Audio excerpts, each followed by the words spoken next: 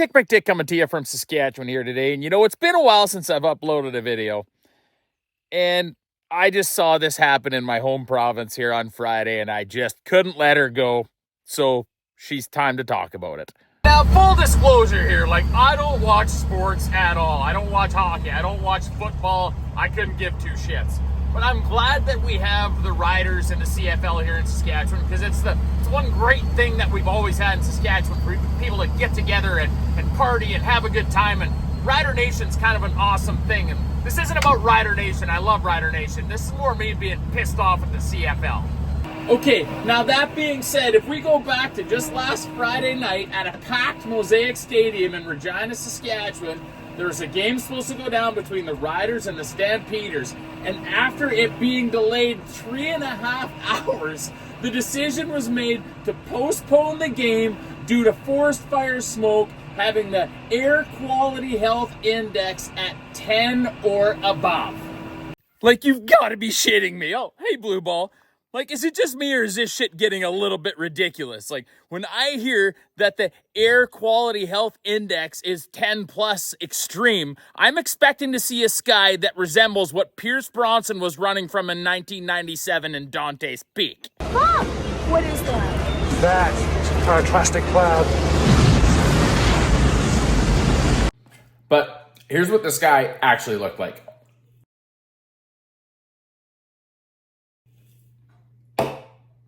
Well, holy fuck, Alice, let's get serious. Go figure that Environment and Climate Change Canada deems that sky as a 10 plus and a severe risk. Good grief, you people. So it's perfectly fine to have thousands of people in the stands and to completely rape them on the price of beer and food for 3.5 hours. It's fine for the cheerleaders to be doing cartwheels and somersaults down on the field. It's fine for Gaynor to be prancing around in his costume, but heaven fucking forbid that we ask some professional athletes to come out and actually do their jobs. Correct me if I'm wrong here, but if you're a team that's having trouble selling tickets to fill your stadium when your stadium's full, maybe you should try playing. You know what the problem is here? Is that society's getting too fucking precious. You're telling me that you can't play in this air, where the goal is to go out and just knock the piss out of each other anyways.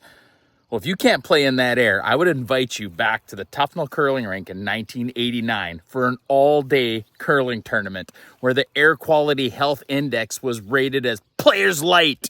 And after curling all day under a 3.5-foot layer of cigarette smog in the rink, you would come inside for a hamburger and 6 deep-fried pierogies and be served them by a baba with a Demorier king size hanging out of her mouth behind the kitchen counter. And if you wondered why those pierogies were so delicious and you just kept coming back for more, it's because most of the ladies that pinched them the week before were making roll-their-owns that dropped tobacco in them, and you've now got a nicotine addiction. Or how about going to a wedding dance in 1991 at the old Tufnell Hall where everybody just chain smoked darts and you and your buddy are going to pressure test your lungs by going and getting the most intoxicated bridesmaid and try and make it all the way through to the end of the butterfly because she's wearing a dress. If you spin her hard enough, you might be able to get her airbags to deploy out of the top of it. Or spending the morning in the cab of an 806 International tractor doing chores with your dad who's chain-smoking Export A Golds because he's stressed out about the price of cattle and whether he made enough ditch hay to get him through the winter or not. I ran in this marathon in Cypress Hills, Saskatchewan in 2019.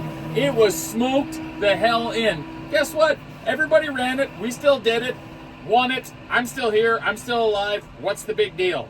Oh, but not now. No, we won't play now because the Air Quality Health Index is extreme. Do you know what we used to call it? She's a little fucking smoky, eh? Nowadays, Environment and Climate Change Canada wants to call warm weather a climate change-caused heat dome, and every weather station that you watch has got the map lit up all in red and yellow and orange like it's Mordor. You know what we used to say? She's a little fucking hot, eh? And now when areas experience rain, it's referred to as a climate change-caused atmospheric river. We used to say, she's a little fucking wet, eh? Am I alone in this thought process? I miss the simpler days where the only realistic thing to do in this situation would have been to go down to the dressing rooms and be like, listen, boys, there's 15,000 people here that paid a fuck ton of money to come in and see you guys play as professional athletes, so we're going to go play. Hey, she's a little bit smoky, but we're going to go play anyways. But we just don't do things like that anymore, do we? I fear the way society's going that we're eventually going to be required to wrap ourselves in bubble wrap and put on a Scott Air pack and a helmet to walk down to the grocery store to buy ourselves a free-range, grass-fed, non-GMO, hormone-free imitation turkey soy burger for supper. This is Quick Dick McDick signing off. If anybody needs me, I'll be here in my boots and jeans, eating steak and drinking a beer, reminiscing on the times gone by when we all weren't so fucking precious. Catch you next time.